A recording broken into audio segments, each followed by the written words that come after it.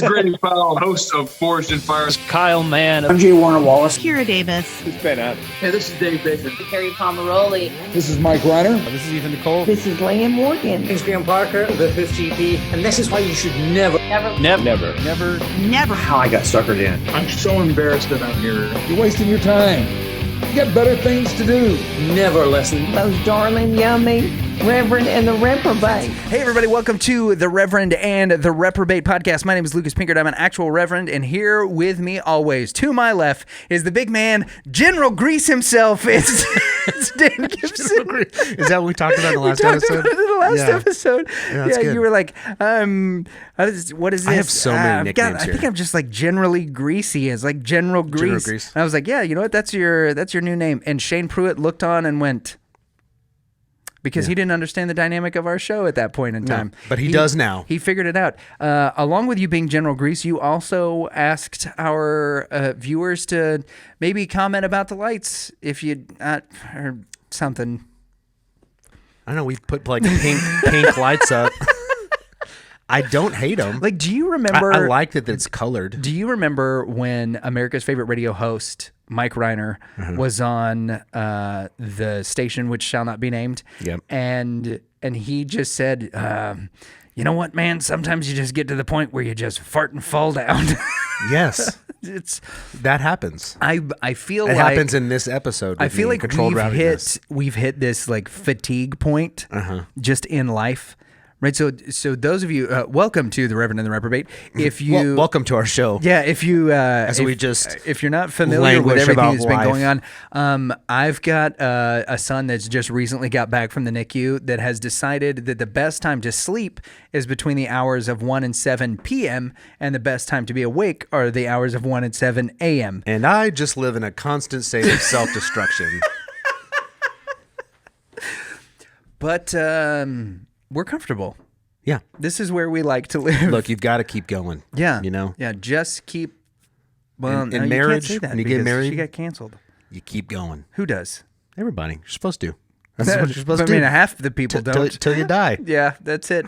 For better, for worst, for podcast reporter. And then when you get to heaven, you know, you're free again. I said that to Heather. She was like, we're still going to be married in heaven. I was like, it doesn't say that. That's actually not how that works. It doesn't say that. You don't want to be married to me in heaven? I was like, I didn't say that either.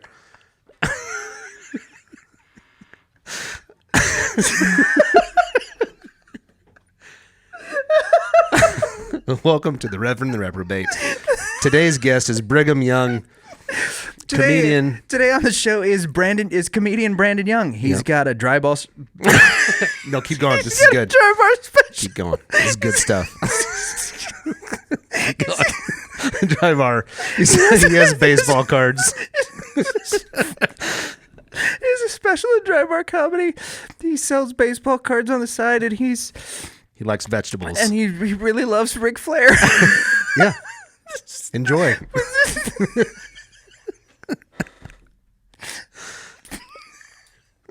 Subscribe to the show.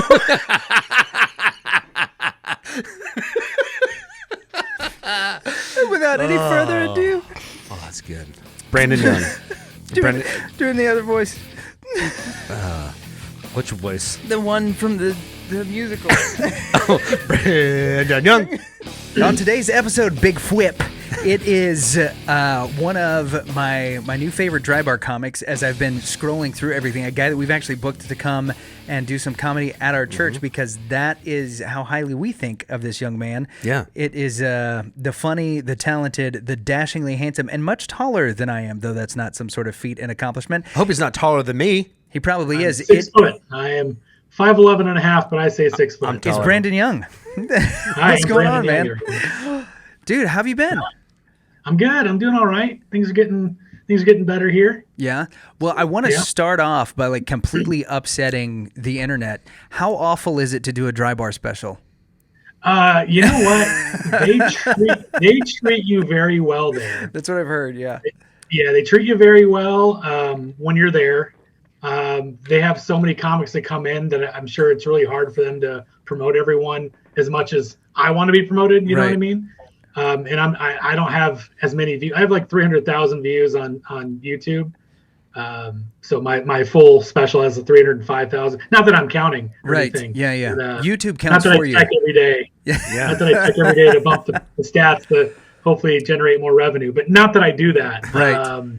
You got one more this morning at 3 a.m. while I was in the bathtub.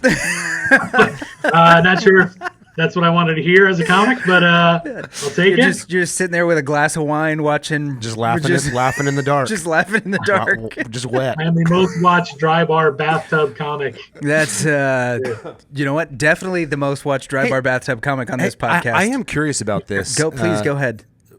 Being that the dry bar specials are filmed in Utah. Yeah, Provo, Utah. What do they offer there? Because I'm guessing nothing with caffeine or alcohol. I know there's no alcohol. Well, Is there that's the whole thing behind dry bars. Yeah, I know. There's no I know. alcohol. But what do they serve? I know they served. I think they actually served juice and M&Ms. I'm trying to remember what kind of juice. They did have some type of juice there. Was it Jesus juice, like Michael Jackson's juice? Was it served in a little thimble? I'm not exactly sure. I'm trying to remember because I filmed it January 2020, so it was right before COVID. Oh wow! Hit. So I was one of the last group of specials that filmed before COVID was a thing. And I have a buddy of mine, Dan Bublitz, who filmed his that just came out somewhat recently. He filmed his during COVID, so they had a lot of restrictions. They had to have spaced apart. Oh, that's seats. Weird. And so I'm sure it messed with a lot of comics for their specials. But I'm trying to remember because it was almost 3 years ago now when I filmed it. So that's a primarily, if I may, a primarily Mormon crowd, I believe.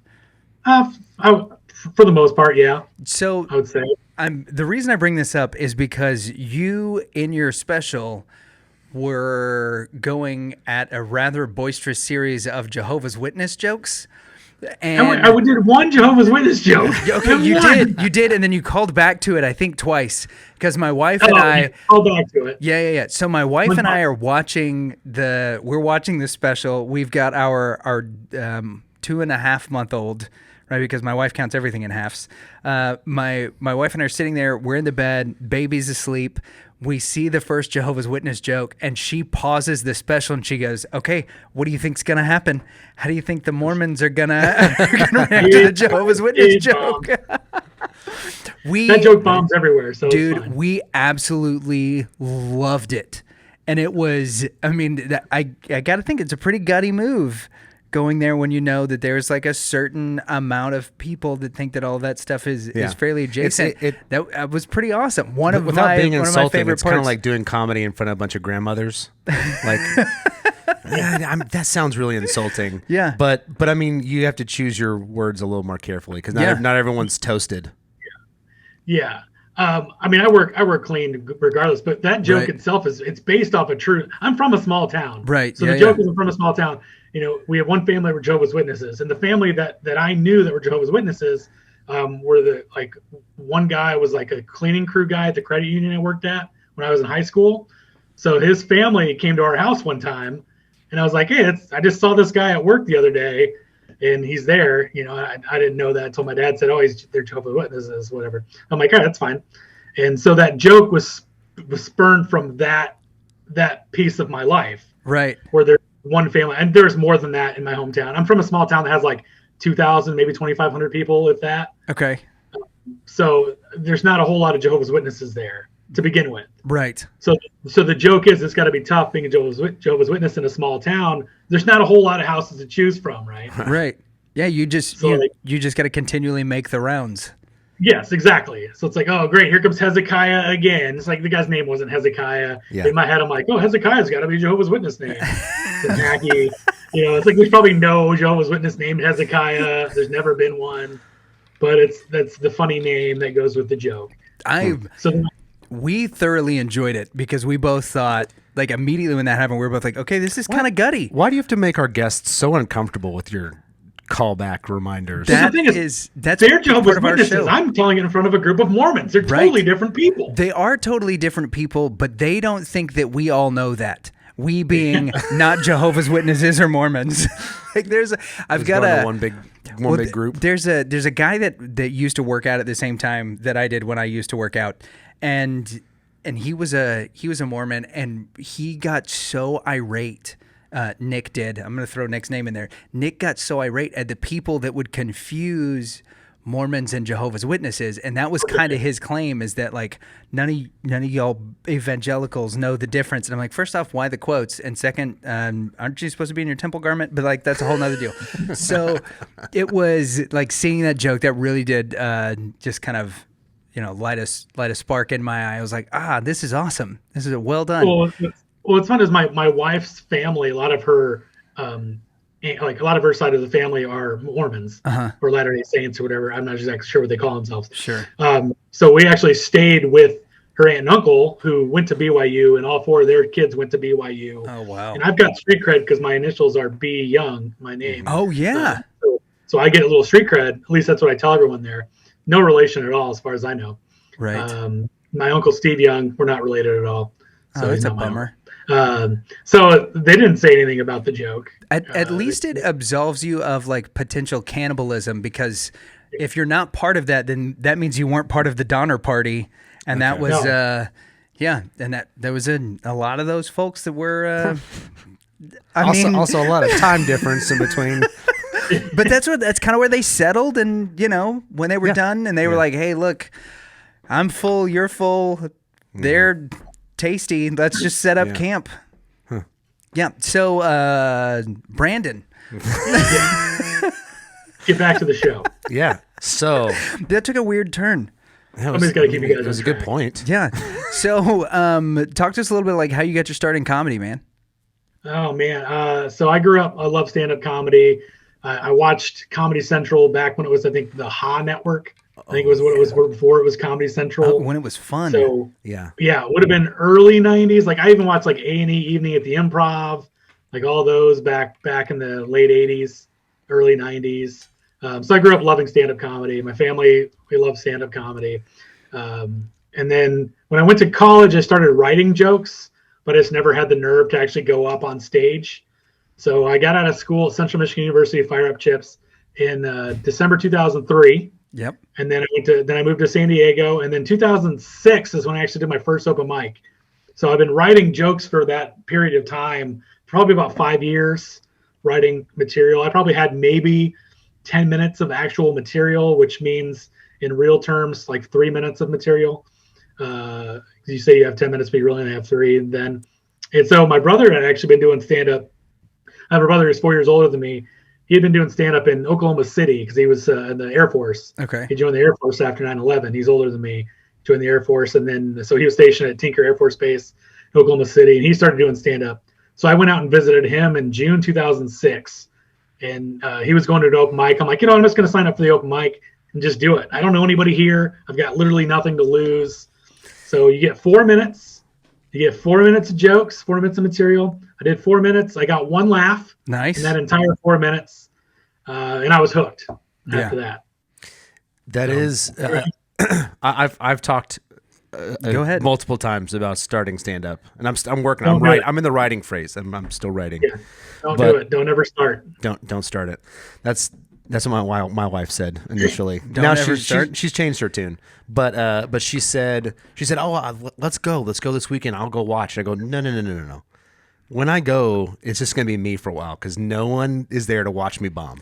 I'm assuming I'm going to bomb. What's going to happen is she's going to look on your phone, and the Life 360 is going to like set off an alert that you arrived at the Improv and you're trying the open mic. It'll probably be hyenas. Okay, so what if you've been writing jokes for several years, you do this open mic, what was the next thing that you tried? Were you doing other open mics were you back in San Diego at this point? Yeah, I went back to San Diego. So I was working a night job at that time until about 2008, mid 2008. So I was working nights, so I couldn't really get up and do a whole lot of open mics. So I was only doing open mics for maybe one open mic every 3 or 4 months. Okay. So I was only getting up 3 or 4 times a year. That's nothing. That's not a whole lot. And I wish I would have gotten up more. And then in 2008, I lost my job. This is actually a fun story. I'll talk about it. Sweet. I lost my job for texting my then girlfriend on the company cell phone. Didn't know this was 2008. So cell phone text messages, when you received a message, it cost a dime. Right. When you sent out a text message, it cost 25 cents. Whoa. I didn't know this. It was a company cell phone, issued cell phone. I racked up an $872 phone bill. Oh. Yes. Oh, man. And this is actually part of my testimony. This is great. So my boss calls me in his office. He's like, hey, you been texting your girlfriend? I'm like, yeah. And he's like, you have an $872 phone bill. I'm like, what? Good He's like, we got to let you go. I'm like, can I at least pay it back? He said, no, we got to let you go. So I'm like, okay. So I got fired. A week later, she broke up with me. Nice. As they do now that you don't have a job. Yeah. Ended up being the best thing that ever happened to me, because after that, I started going to church. Nice. And then started going back. I went to a church, Pentecostal church, when I was in high school, middle school, and then college. Just stepped away from the church, just started partying, living the college lifestyle. And then it was 2008. It was June 2008 is when I rededicated my life to Christ, and kind of took off from there. So it took me about 6 months before I finally got rid of all my dirty jokes, so my blue material. Yeah. Before I started I'm going to start living the Christian lifestyle, and got rid of all those, what I thought of as the Christian lifestyle. So, so I lost my job, lost my girlfriend, rededicated my life to Christ, met my wife the next year. Well, I actually met her that year, but we didn't start dating till the following year. And here we are now. What took you so long? It was, when you're in college and you're an idiot. Yeah, I know. You're an idiot. That's basically it. I got you. I remember. Yeah. I remember those days. Yeah, you remember those days. They ended last year for you. Here. Still going on. When do they end is the question. Yeah. When do they end? Yeah. So I don't really say I started comedy until about 2009, 2010. Right. So I actually started a comedy ministry at our church for a while. So we did stand-up, sketch comedy, and improv, and we performed for homeless people, convalescent homes, did fundraisers. So we raised thousands of dollars for missions, a bunch of different stuff. It was good stuff. So with the stuff, were you guys doing just sketch comedy? Were you doing improv comedy? What was that like? No, it was stand-up. So I did stand-up, and we had a couple other stand-up comics as well that were in the ministry at the time. Sketch comedy and improv. Nice. Took a few improv classes to kind of get the basics of improv at least. No, so when you were doing improv stuff, were you basically just like using whatever games you saw from like what's the name of that just show? From Whose Line Is It Anyway? Yeah, Whose Line? Yeah. We did it based off of the classes that we took in San Diego, one of the improv classes. So just simple. None of us were pros by any stretch of the imagination. Us either. Transitioning to what I want to talk about. Oh gosh, here we go. Which is the holiday season is upon us. Oh boy. And we just had Halloween. So my question to you is, what did you think about Hocus Pocus 2? Oh man. I didn't see. I saw it, but I had never seen Hocus Pocus 1 until 2 weeks before Hocus Pocus 2 came out. Right. And I said, Hocus Pocus is the most overrated Christmas or Halloween movie ever. For sure. People hype it. It's overhyped. It's not that good. The story's not that good. There's so many like plot holes in this film that I'm just trying to figure out how do these witches never die? They keep coming back. Yeah, plot hole number one is magic. that the three of us would have been a better looking group of women for Hocus Pocus than the ones that they had. That's plot hole number one. Don't dog stare at Jessica Parker like that. Yeah, she was so comfortable in her what's it called, the harness that held her up. Yeah, that she started whinnying. No, that she would just stay up there and read the newspaper. This is true. Oh, she would just stay up there in between takes where everyone else had to be let down to get a break. What'd they do with her feed bag? I guess they put it on her. She doesn't look like a horse, you guys. Okay. No, I don't have a celebrity crush on Sarah Jessica Parker. Yeah, I'm not a fan either. My wife does. A lot of the women in my family love it, but I don't get it. Yeah, and then Hocus Pocus 2, I'm like, all right, this it needed to be made because people wanted it made. Yeah. People are going to watch it, and they watched it, and they're like, okay, I don't need to see it. Just like everything I like. Yeah, it was. It's something I didn't watch. It wasn't even like threatened to be on at our house. That's the beauty of having a wife that's a few years younger than I am, is that she didn't grow up with it. She didn't grow up with Hocus Pocus, and so she doesn't care. She saw it. She saw the thing come up. And she wasn't like, a part of the zeitgeist when it was made. Yeah, she just looked at it and she's like, "Why is everybody so crazy about this? This looks stupid." And I was like, "It's so dumb, and I've never loved you more." High five. Yeah. Yeah, I don't care if we have to watch another Spy Kids movie, but we're not watching Hocus Pocus 2. Okay, so Hocus Pocus 2. What other Halloween movies are even worth watching? Like, we tried to watch Halloween Town, couldn't get past the first. The Nightmare Before Christmas. Nightmare Before Christmas. Yeah. Which is a Christmas movie. Batman 2. Batman 2 is Christmas. Yeah, Batman 2. Yeah, Batman Returns is a Christmas movie. It's Christmas. Yep. The only other Halloween movie I could think of, which is not really a Halloween movie, Casper, as much as it is just like I mean, you just think of like scary movies, but those aren't typically Halloween movies. Yeah.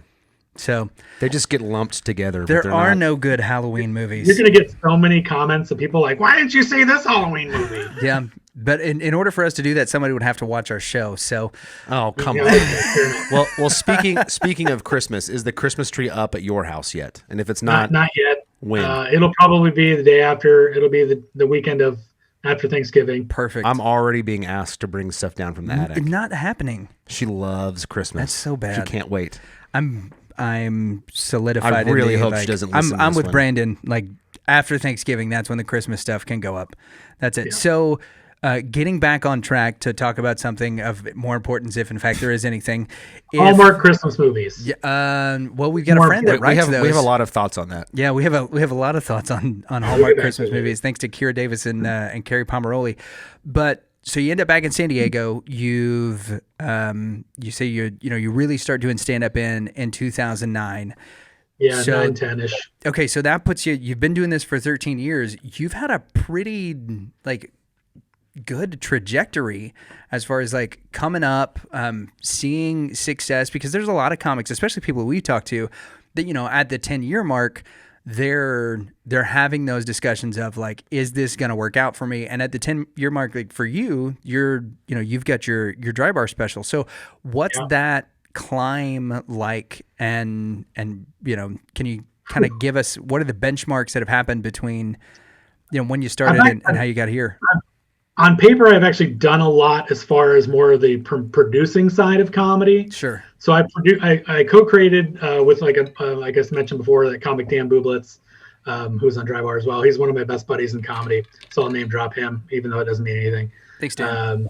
So we co-created and co-produced the San Diego Comedy Festival. Okay. So that started in 2013, I believe. So I'd only been doing comedy for like really 3 years and kind of produced that. Produced the Bunyan Comedy Festival, which is actually in my hometown in Michigan, Oscoda, Michigan. Did that for a couple of years. And then I produced Legend series comedy shows. So we had legends like Jimmy Brogan, who was one of the head writers for The Tonight Show with Jay Leno. Mm-hmm. He was also one of the talent bookers for that. So we had Dana Carvey also. Oh, that's awesome. He's really cool. He was pretty cool to see. It was more surreal for me because, like, Dana Carvey, he's very funny. You know him Saturday Night Live. You grow up watching this guy, but his two sons and his nephew do stand up as well. And on the show, he actually had his sons and nephew open for him.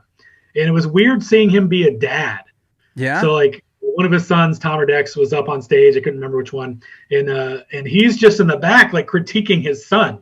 And he's like, he's got his microphone down here. He needs it up here. He's I don't know what he's doing with his arms, like just critiquing his kid. And it was like, wow, he's a dad. It's like, so it's surreal. You're like, oh yeah, I forget these people are real, just regular people. Yeah. When it all comes down to it, who just had a break and took off. That's crazy. So you did the festival and you produced all these festivals. You put them on. Correct. Yeah. That's that's a ton of work. Yes, I'm well aware. The first year of the San Diego Comedy Festival, we didn't even get paid, so that was not fun. Right, but it was fine. Then the next year, we made sure we got paid because we co-produced it with the one of the local comedy clubs here in San Diego. They actually own the name San Diego Comedy Festival, so we were going to start our own festival. We knew they owned the name to it, so we didn't want to step on their toes. So we asked them, like, "Hey, are you guys okay if we start a festival?" They're like, "Yeah, I want you to do the festival with us." So we did that for a few years. So that was fine. I also did the Clean Comedy Conference not to be confused with the Clean Comedy Challenge. It's a totally different thing. Right. They've got their own thing going, and they're doing a really good job with their challenge.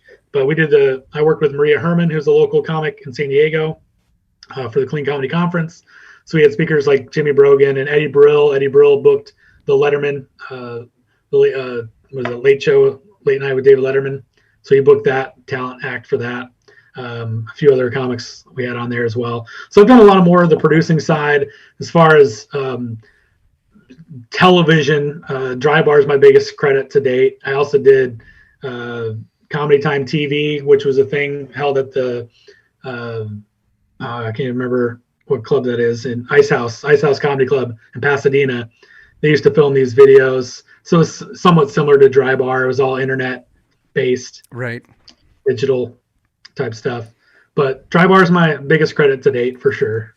Well, and it's, for so many people, like, that is right now one of the avenues where they're looking for comedy. Like, Dry Bar's kind of created this cool thing, and it's been interesting to see the difference between the comics that are clean comics that go on Dry Bar and the ones that have to clean up their act. And what we've found, and we've actually been listening back to some old episodes of stuff that we've, as we're kind of re-airing them right now. We're going through, celebrating 100 of the Rev and Rep episodes as we've come up and just surpassed the 2-year mark. As we're listening to some of these old episodes, this was something that we called out, is that there are so many of these comics that the clean version of what they did is a lot more clever than the blue version or the dirty version, which they do in their normal stuff whenever they're on the road. You mentioned that you made this transition over the course of like 6 months to take your stuff from, being very blue to clean. Did you find, or have you found, that it's more difficult to write the clean joke, that you have to work harder in order to write the clean joke? Or I wouldn't say it's more difficult. I wouldn't say it's more difficult now, because that's the kind of the person I am. Right. Like, I haven't said a swear word since 2008. Right. So it's like my thing. It's like, oh, I've just made this decision. Yeah. So I don't say it's easier or harder. It's just, if that's who you are, you write to who you are. So I think if there's people who swear in their day-to-day life, they're going to swear in their act more than likely. If they talk about just stuff you joke around with your friends or whatever, I don't know. So it's whoever you are, that's kind of how you write. So like, I had influences like Brian Regan, Jim Gaffigan when I was younger. Yeah.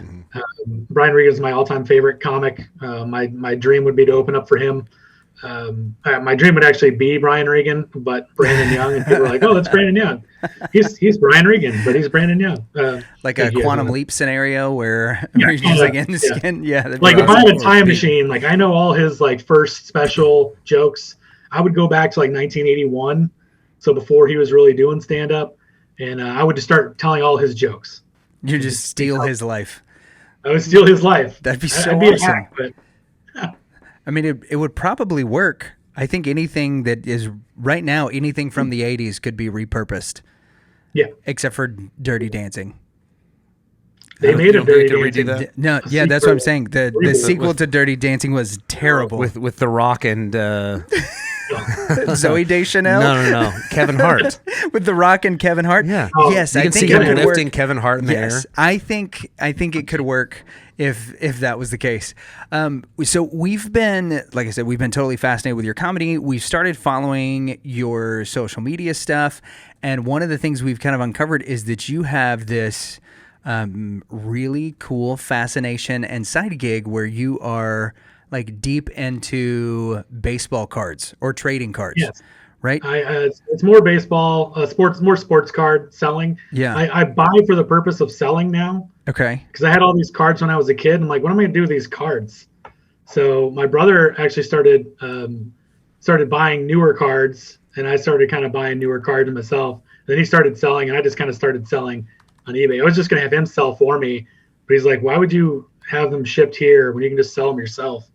So it's kind of become an addiction. It's a hobby for sure. I don't make money off of it. Right. But if anyone would like to buy any baseball, football, basketball, or hockey cards, feel free to go to ebay.com/USR/BeOnComedy.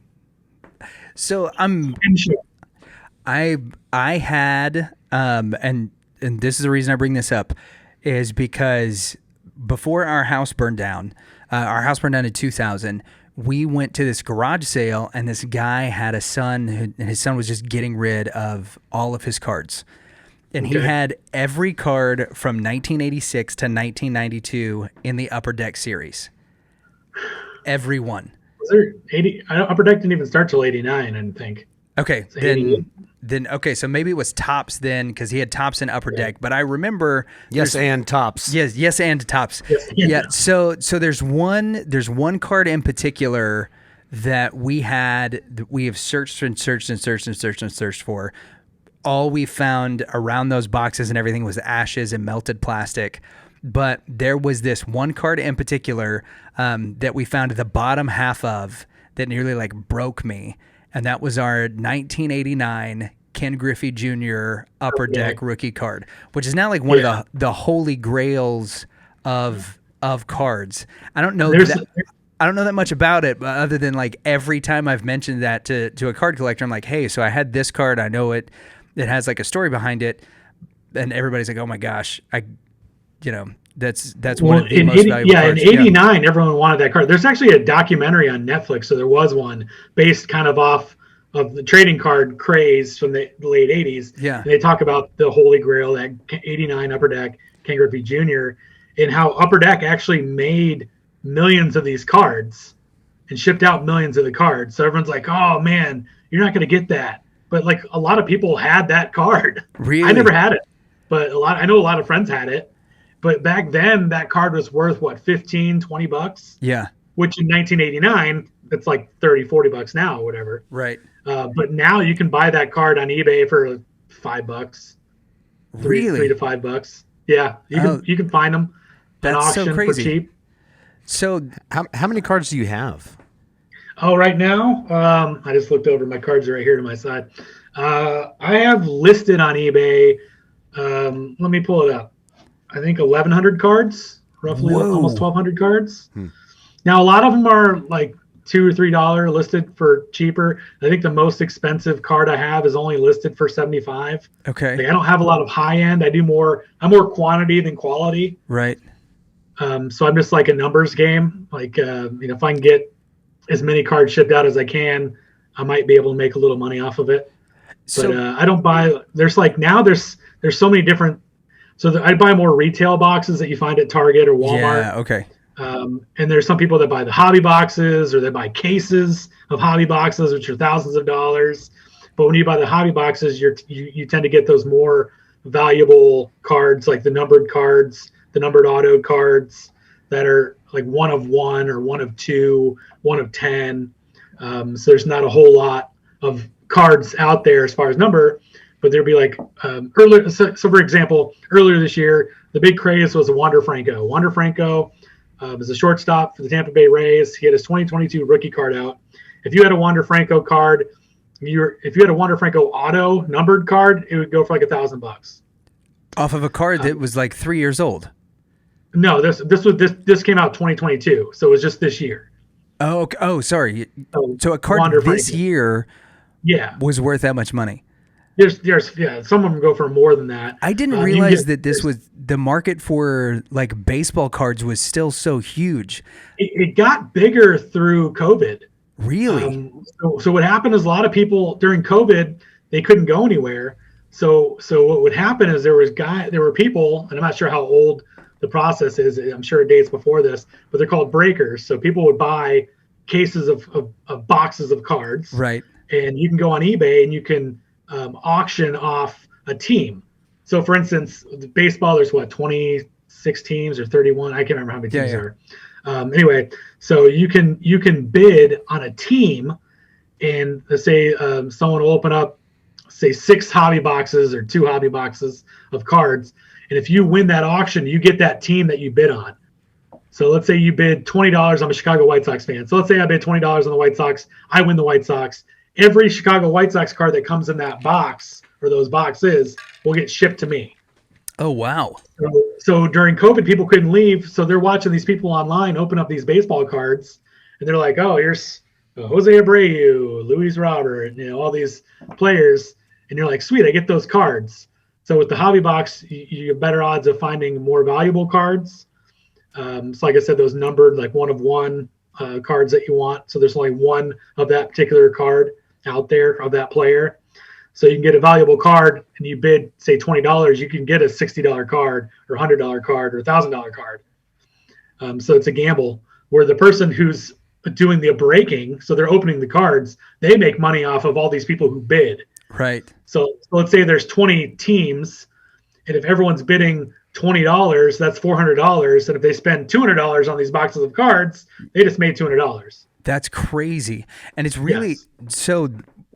My other baseball card story was in the. Oh, good. You've got more. Yeah, I've got more. In the fourth grade, I was sent to the principal's office because a friend of mine. Because you just wouldn't stop telling baseball card stories. So his dad owned a card shop in the area called Bunt, Punt, and Dunk, right? Which is you got to say very carefully.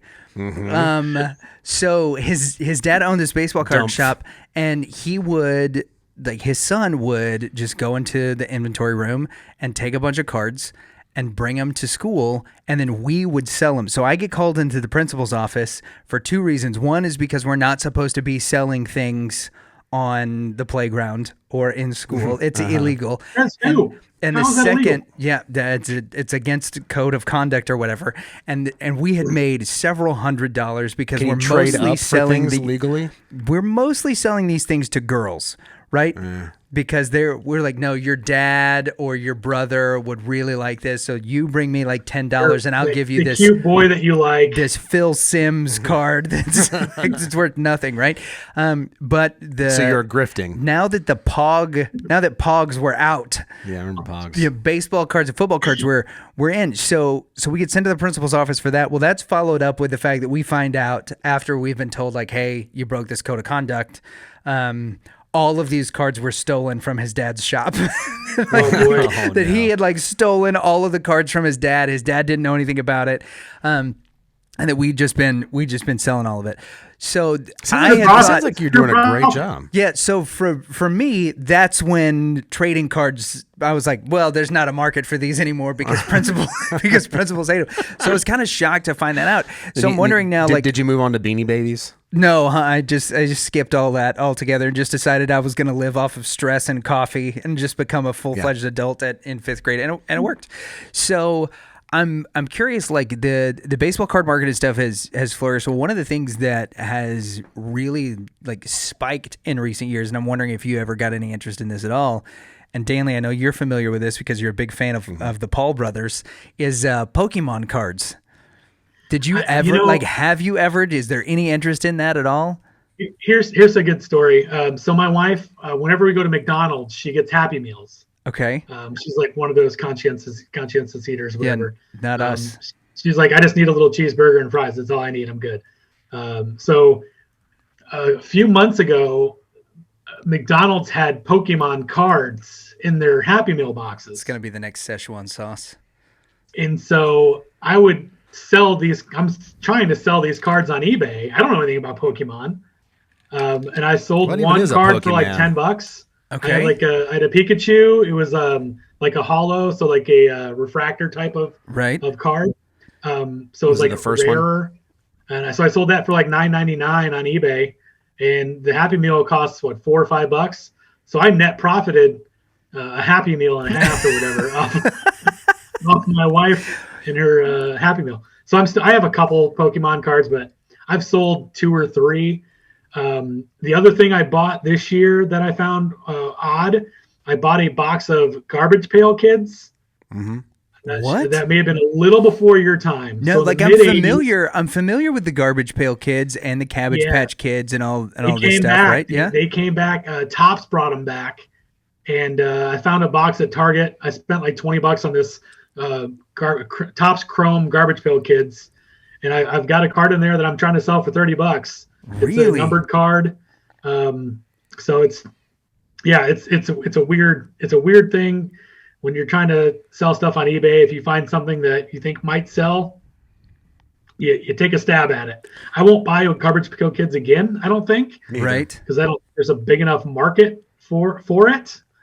but there's people who buy it. There's people who buy anything. Who knew that there was a market at all for it? Charlie from It's Always Sunny in Philadelphia. This is one of him and they did an episode. Yeah, really? He had some garbage pail kids, and I don't remember what happened. Frank wanted them or something. Yeah, for sure. Yeah, Dennis, and they're like, "What are you talking about?" Wow, they were huge in the mid '80s. So there's all these weird rabbit trails that people went down during COVID. Trading cards is obviously one of them. We went and relived some things that were from our youth, and one of the things that I did is I went to the house of the lovely Mr. and Mrs. Pinkard, good old mom and dad, and we dug out some things. We dug out the Nintendo 64 in particular, and I think you're in the demographic that can appreciate the N64.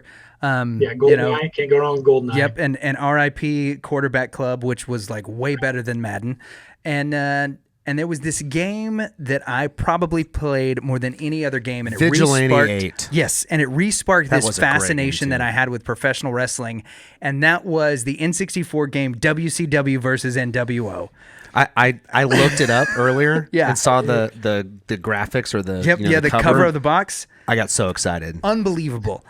Wasn't there? Okay, so I used to play that at my buddy's house a lot. Right. And if I remember correctly, there was like a side character, like the non-actual wrestler characters, or I'm not sure if they're characters you could make. But was there a guy on there named Powder Keg? I think that was in a previous version. Okay. So the WCW versus NWO, you could be Kevin Nash and Scott Hall. Yeah. You could be Hollywood Hogan. And then you got to be Sting, and if you were Sting, you could find baseball bats. There were black baseball bats that you could just take and annihilate everybody with. And so, like, finding this game again now sparks this fascination that I have with all these things from my youth. And I get caught up just kind of looking some stuff up. A buddy of mine's a huge wrestling fan. We talk about some things, and I don't...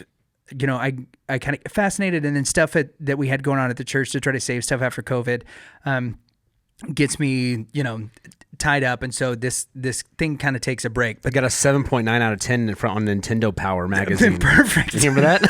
I love Nintendo Power.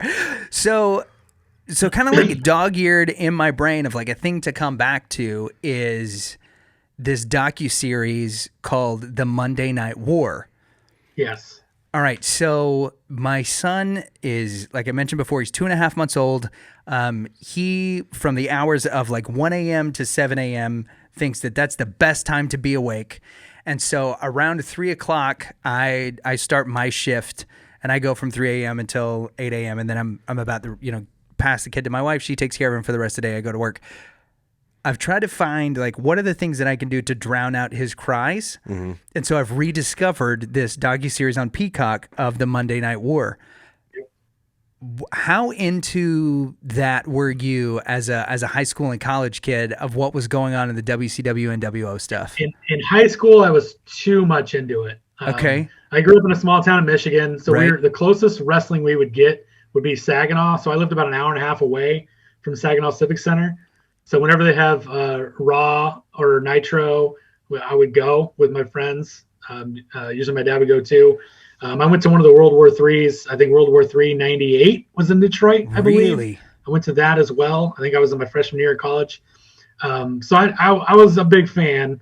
I'd watch every Monday night. I was a WCW guy. I grew up watching WCW more than WWF.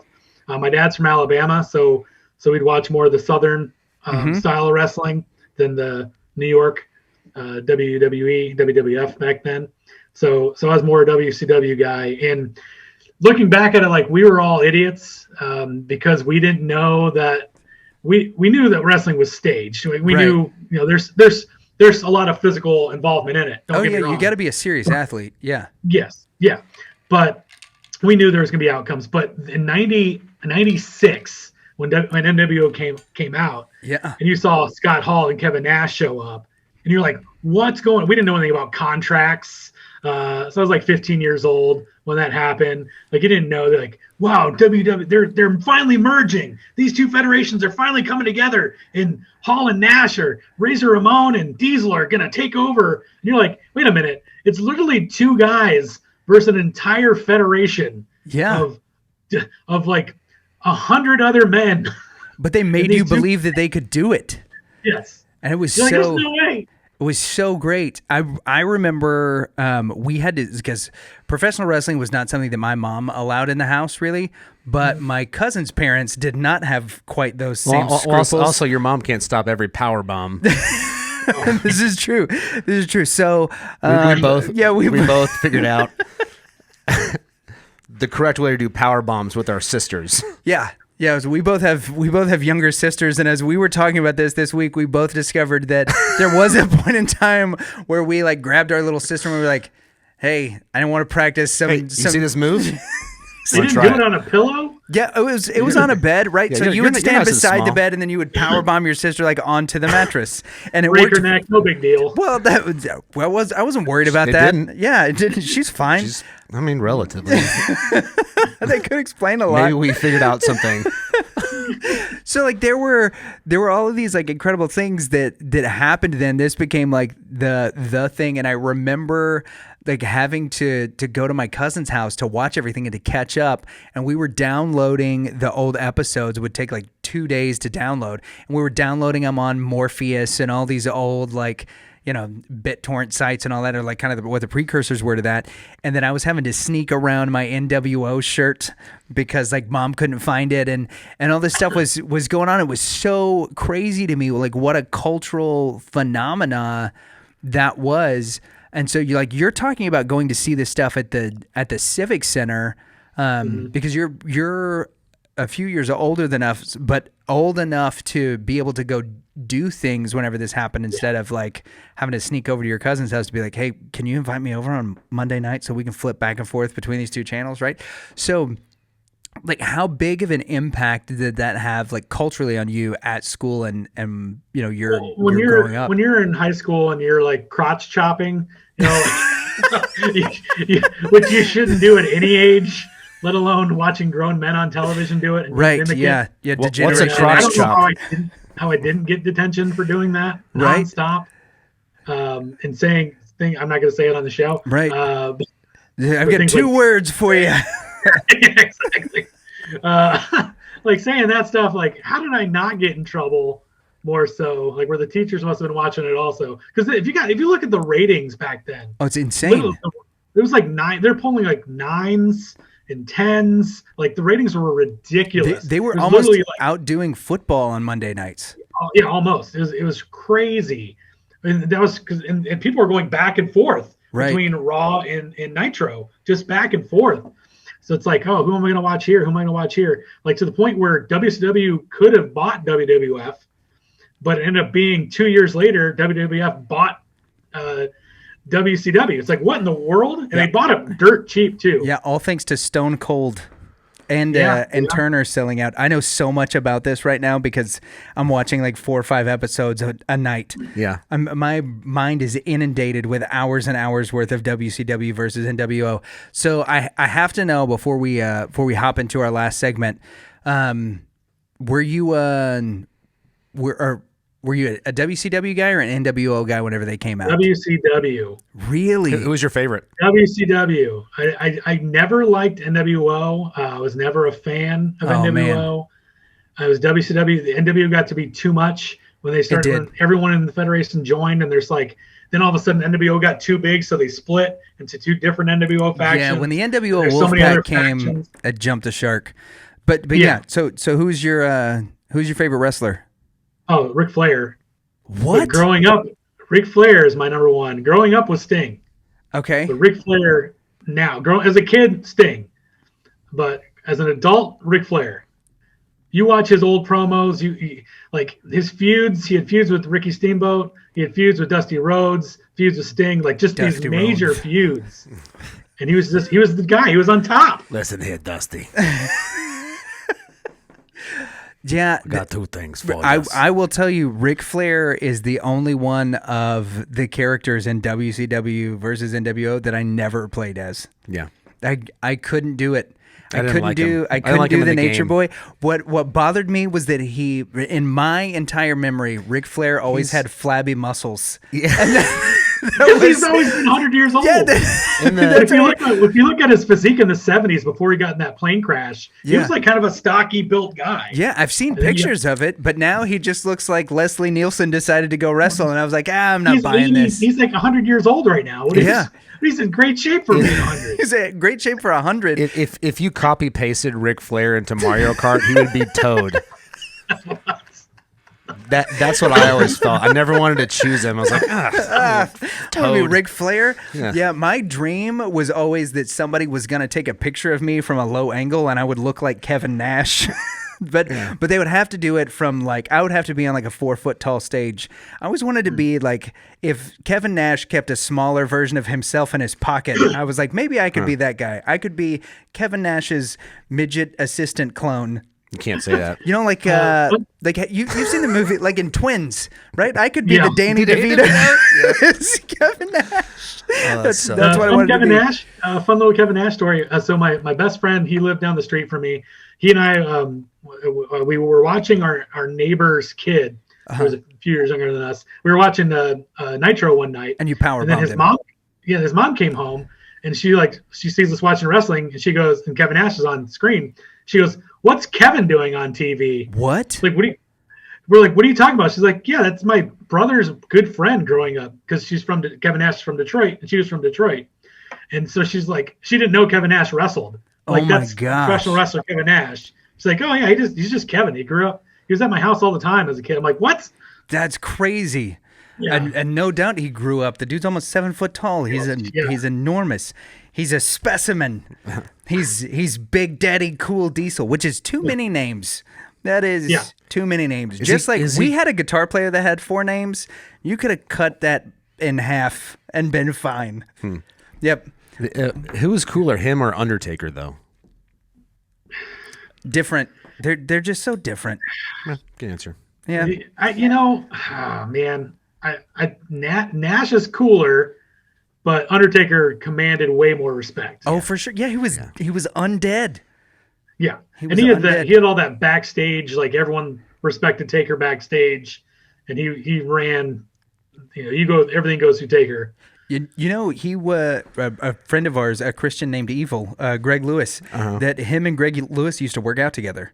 He's like one of Greg Lewis's workout buddies. Yeah, I remember him telling me. Yeah, and then Taker, I guess, last year became a Christian. Mm-hmm. Like his wife got him to go to church, and he finally accepted the Lord, which is crazy. Well, and now Kane's a mayor.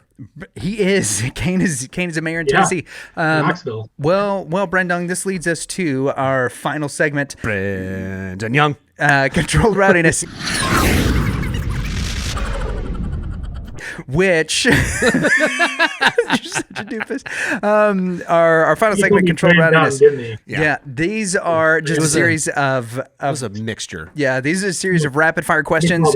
There are you can answer these questions with as short or as lengthy a response as you want to. There are no right answers, but there are several wrong ones, so make sure not to step on any of those landmines. Expect nothing from us by way of reply or response. And to get us started, I'm going to send it over to the big man, Mr. Fwip. All right. Have you ever done voices? I mean, yeah. Have you ever done voice work? No. Okay. Okay. Well, fine. Okay, I heard you do it on your stand-up special. Impressions? Oh, you mean impressions? Yeah. When I hear voice work, I think of voiceovers, like you're doing cartoon characters. Okay, we're gonna restart this. Are you Frank Oz? It's a terrible start on my part. Dan, try again. Okay. Who's better at telling the future? Go ahead. Steve Young. That's good.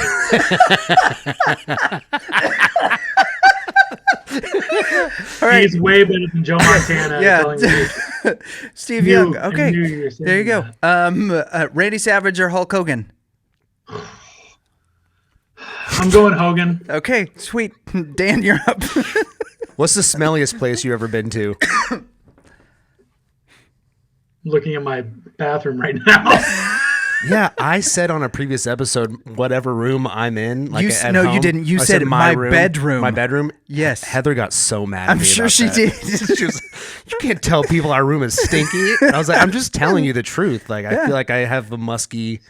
Wake up at night and I go. Hey, But that's not what your like wife me. thinks when you say our bedroom is the smelliest place. No, it's probably not. Yep. Only when you're not there, right? Yeah, exactly. When you're there, it smells like lavender. What's your favorite Mel Brooks movie? Mel Brooks? Yeah. It's Blazing Saddles. Oh yeah, you can't go wrong with Blazing Saddles. But my number 2 is Spaceballs. Spaceballs is good too. Yep. Really, there's no wrong answer. I think in this. History of the World Part 1 would be a wrong answer. That can't be your favorite probably Mel both Brooks of them. movie. Yep. Like Dracula, Dead and Living, it's great, but it's not up. Go ahead. Nope. Yep. Not up to par. Goldberg or Stone Cold? I was a Goldberg mark over Stone Cold. My goodness. Yeah, it's only because you know why? It's because Steve Austin. I watched him in WCW, and I was like, oh, he's only going to be this level.